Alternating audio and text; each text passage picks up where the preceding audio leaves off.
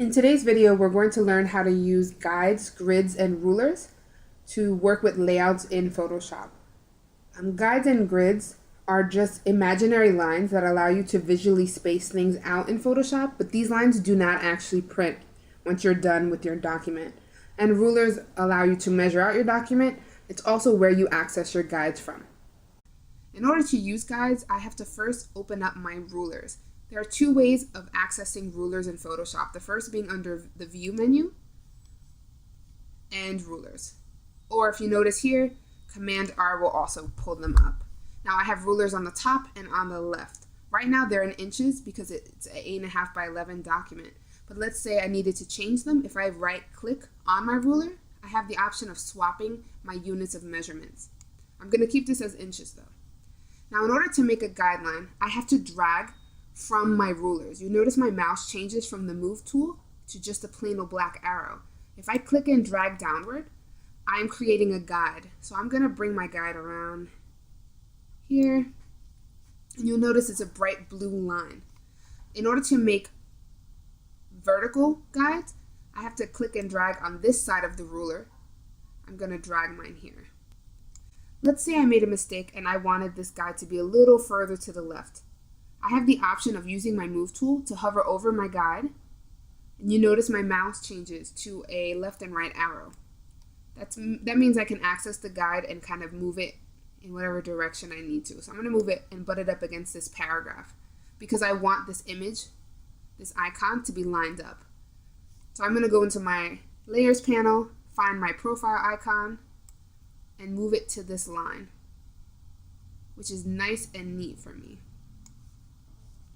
I'm also going to move this right towards the middle.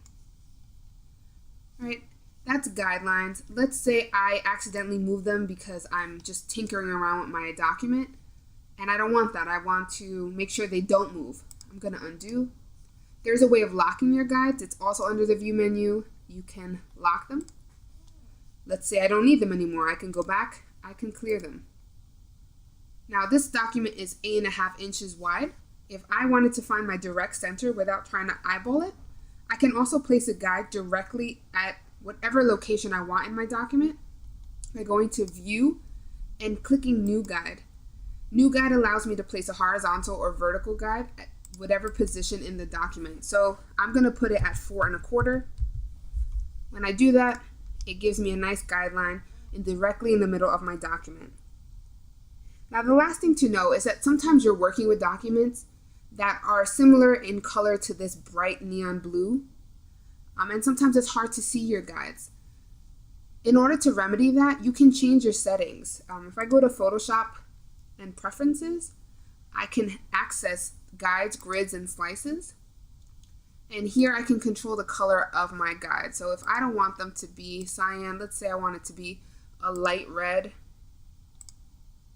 If you notice, now my guides have changed. You can also see a grid in Photoshop.